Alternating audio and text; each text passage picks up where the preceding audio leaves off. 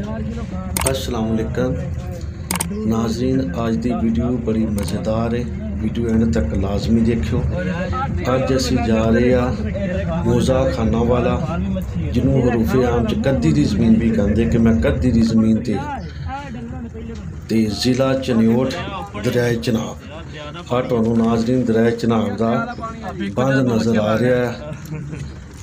कच्चा पक्का टुटा रस्ता है जिथे दी असी गुजर रहे ने ते काफ़ी दुशवार गुजार रस्ते ने। आ वेखो नाज़रीन, अग्यों कच्ची सड़क सी टुटी आ गई है ते इत्थों बड़ी महारत दे नाल ते बड़े ही अच्छे तरीके दे नाल बड़ी महारत दे नाल साडे ड्राइवर ने गड्डी गुजार लई है ते हुण अपने असी सफ़र की तरफ रवां दवां हैं। आ नाज़रीन तुहाडे सामने देख रहा कि असी दवाने के खेतों में पहुँच चुके हैं। बड़े मज़ेदार बेमिसाल ते वड्डे वड्डे तरबूज तुहानू नज़र आ रहे ने। असी अपनी पूरी टीम के हमराह अलहमदुलिल्लाह पूरी टीम के नाल इत्थे आए आ।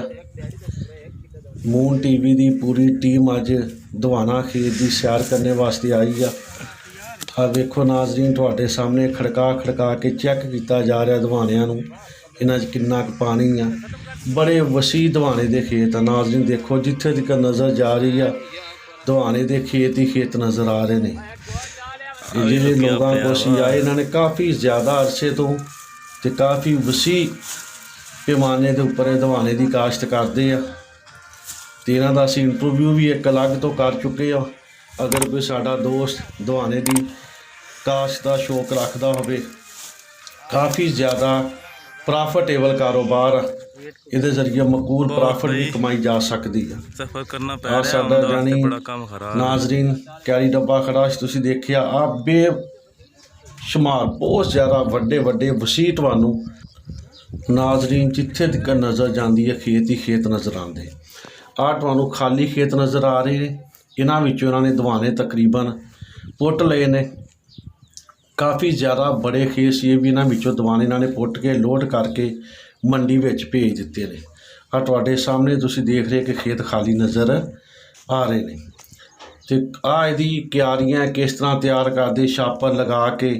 काफ़ी ज़्यादा मेहनत वाला काम आ, इन्ना आसान नहीं।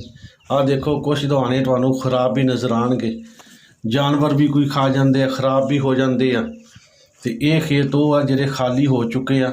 आ इहदियां क्यारियां नज़र आ रही तुहानू छापर लगा के बड़े अच्छे तरीके नाल क्यारियां तैयार करते हैं, बड़ी मेहनत करते। लो नाज़रीन साडी टीम तुहानू नज़र आ रही है माशाअल्लाह। वेखो जी दवाने चुकने शुरू कर दिते ने जवान। ये हुण जवान दवाने पुट पुट के खेतों चों लैके जा रहे हैं अपने गड्डी विच रखण नूं।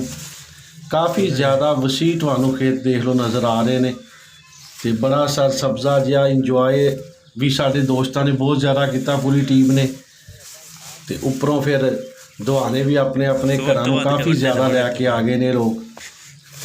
साडे अगले दोस्त बड़े मिलनसार मेहमान नवाज सी जी, उन्होंने सारा विजिट भी कराया, उन्होंने इंटरव्यू भी असी ला के कर चुके हैं किस तरह की काश्त वो बारे तो फिर उन्होंने सानू अपनी मेहमान नवाजी के तकाजे पूरे करते हुए बड़ी जिद करके कि नहीं जी तुसीं एड्डी दूरों आए तो हुण कुछ दवाने तुसीं साडे तोहफे के तौर पर लै जाओ। तो फिर साडे जवान भाई जी दवाने शुरू हो गए ने। इन्होंने फिर तोहफा पूरा अच्छे तरीके नाल वसूल किया है। दो दो चार चार दवाने हर दोस्त ने अपने वास्ते चुकने ने। लो जी आ इत्थे तजर्बा भी कर रहे हैं कि दवाने किस तरह के ने। बड़े मज़ेदार तो बड़ा मिठा दवाना सी जी। आ देखो जी बड़े महारत नाल छुरी चलाई जा रही है तो इत्थे खा के चैक भी किया गया दवाने नूं। आ तुहाडे सामने लगी हुई है पूरी टीम जी। तो आ एक अजीब जी साडे दोस्त भरा निक्का साडा सी शफीक, उन्हें बड़ा तजर्बा किया। उन्हें थोड़ा जिहा शीशा गड्डी का खोलिया सी तो उन्हें दो परिंदे विच कैद कर लए। उन्होंने पूछा कि उन्हें कहा नहीं जी मैं इस वास्ते कैद किए सी कि चलो कहते परिंदे नूं आज़ाद करना अच्छी गल आ तो मैं इन्हां नूं आज़ाद भी करूँगा ताकि अल्लाह ताला मैनूं जिंदगी दी हर मोड़ ते हर मैदान दे विच कामयाबियां नसीब करे। इन्हें हल्का जिहा कैरी डब्बे का शीशा एक डाउन किया सा, तुसीं देख रहे हो। ये थनिया दो परिंदे अंदर चल गए शारक तो बाद चों निकल नहीं सी सकते। फिर असीं उहनूं बुलाया मैं शफीक नूं ਕਿ ਇੱਧਰ ਆ ਤੇ ਇਹਨਾਂ ਨੂੰ ਆ ਕੇ ਆਜ਼ਾਦ ਕਰਾਂ। ਤੁਹਾਡੇ ਸਾਹਮਣੇ ਉਹਨੇ ਸ਼ੀਸ਼ਾ ਖੋਲ੍ਹਿਆ, ਆ ਤੁਸੀਂ ਦੇਖ ਰਹੇ ਹੋ ਨਾਜ਼ਰੀਨ, ਕੈਰੀ ਡੱਬੇ ਦਾ ਦਰਵਾਜ਼ਾ ਖੋਲ੍ਹ ਦਿੱਤਾ। ਹੁਣ ਉਹਨਾਂ ਨੂੰ ਆਜ਼ਾਦ ਕਰਾ। ਇੱਕ ਪਰਿੰਦਾ ਆਜ਼ਾਦ ਹੋ ਗਿਆ, ਆ ਦੂਸਰਾ ਪਰਿੰਦਾ ਵੀ ਆਜ਼ਾਦ ਕਰਤਾ ਤੇ ਅੱਲਾ ਇਹਨੂੰ ਵੀ ਜ਼ਿੰਦਗੀ 'ਚ ਕਾਮਯਾਬੀਆਂ ਦੇ। ਦੇਖੋ ਨਾਜ਼ਰੀਨ, ਪੂਰੀ ਟੀਮ ਇੰਜੋਏ ਕਰ ਰਹੀ ਹੈ, ਫਿਰ ਰਹੀ ਹੈ, ਦਵਾਣੇ ਦੇ ਖੇਤਾਂ ਵਿੱਚ ਭੱਜੀ ਨੱਠੀ, ਹੱਥ ਲਹਿਰਾ ਕੇ ਤੁਹਾਨੂੰ ਬਾਏ ਬਾਏ ਵੀ ਕਹਿ ਰਿਹਾ। ਆ ਸਾਡੇ ਮਾਸ਼ਾਅੱਲਾ ਡਰਾਈਵਰ ਜਾ ਰਹੇ, ਅੱਲਾ ਪਾਕ ਨਾਲ ਦੀ ਜਾਤੀ ਦੇਵੇ, ਪਹਾੜੀ ਇਲਾਕੇ ਦੇ ਮਾਇਆਨਾਜ਼ ਡਰਾਈਵਰ। ਲਓ ਜੀ, ਆ ਸਾਡੇ ਸ਼ੇਖ ਸਾਹਿਬ ਆ ਗਏ ਨੇ, ਜਿਹੜੇ ਕਢਾਈ ਦੀ ਮਸ਼ੀਨ 'ਤੇ ਕਢਾਈ ਕਰ ਕਰਕੇ ਥੱਕ ਚੁੱਕੇ ਨੇ ਤੇ ਕਹਿੰਦੇ ਹੁਣ ਦਵਾਣਿਆਂ ਦਾ ਕੰਮ ਕਰਨਾ। ਤੇ ਮੋਟਰਸਾਈਕਲ ਆਪਣਾ ਭਾਲ ਲਿਆ ਤੇ ਦਵਾਣਿਆਂ ਦੀ ਤਿਆਰੀ ਵਿੱਚ ਨੇ।